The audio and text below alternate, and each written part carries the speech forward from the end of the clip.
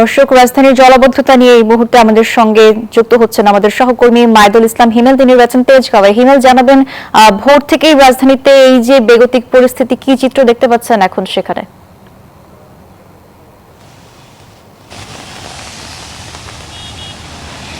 জি মেঘলা, সকাল থেকেই কিন্তু আসলে একটানা বৃষ্টি হচ্ছে রাজধানীর ঢাকা জুড়েই, এবং এর ফলে কিন্তু বিভিন্ন ধরনের ভোগান্তি লক্ষ্য করা যাচ্ছে, জনভোগান্তি লক্ষ্য করা যাচ্ছে। এবং আমি এই মুহূর্তে রয়েছি তেজগাঁওতে, এবং আমার পাশে যে রাস্তাটি রয়েছে, এবং এই বৃষ্টির ফলে কিন্তু ঠিক তেজগাঁও থেকে কিন্তু এই ফার্ম গেট, কাউরান বাজার সহ এই পাশে যে মহাখালী এবং বিজয় সরণির যে রাস্তা রয়েছে, সেই রাস্তায় কিন্তু ব্যাপক যানজটের সৃষ্টি হচ্ছে। এবং এতে কিন্তু যেহেতু আজ কর্মদিবস রয়েছে, সে কারণে কিন্তু অফিসগামী যেসব যাত্রীরা রয়েছে বা বিভিন্ন প্রয়োজনে যেসব পথচারীরা রয়েছে, তাদের কিন্তু ব্যাপক ভোগান্তি হচ্ছে। এবং যেসব যানবাহন যাচ্ছে সেগুলো কিন্তু অনেকটা ধীরে ধীরেই যাচ্ছে, এবং এই অতিবৃষ্টির ফলে কিন্তু অনেক জলাবদ্ধতার সৃষ্টি হয়েছে, যার ফলে কিন্তু শুধু রাস্তার ঢাকার যে প্রধান সড়ক, সেই প্রধান সড়কগুলোই নয়, এবং আশেপাশের যে সড়কগুলো রয়েছে, অলিগুলি রয়েছে, সেগুলোতেও কিন্তু পানি জমে গিয়েছে আবাসিক এলাকাগুলোতে। সে কারণে কিন্তু মানুষ অনেক জনভোগান্তি হচ্ছে, তারা বিভিন্ন জায়গায় যেতে পারছে না। এবং যারা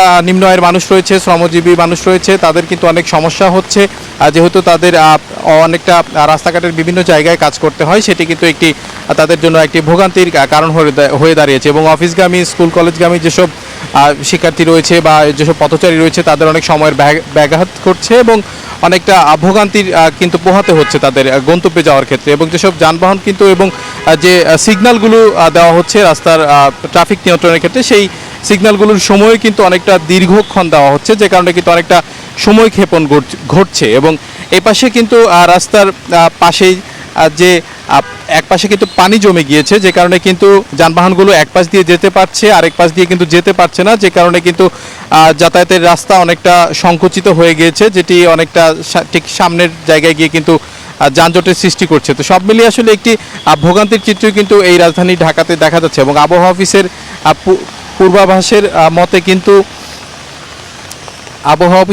পূর্বাভাসের মতে কিন্তু এই যে গত কয়েকদিনের যে একটানা বৃষ্টি এবং সামনে যে বৃষ্টি থাকবে, তার ফলে কিন্তু এই ধরনের আবহাওয়া কিন্তু বিরাজমান থাকবে, আবহাওয়া অফিস কিন্তু জানিয়েছে। এবং এটি এই বৃষ্টির ফলে তারা কিন্তু এই যে পূর্বাভাসগুলো, সেই পূর্বাভাসগুলো কিন্তু জানিয়েছে। তো সব মিলে এই ছিল আমার কাছে রাজধানীর তেজগাঁও থেকে সবশেষ সংবাদ। ফিরে যাচ্ছি স্টুডিওতে। মেঘলা।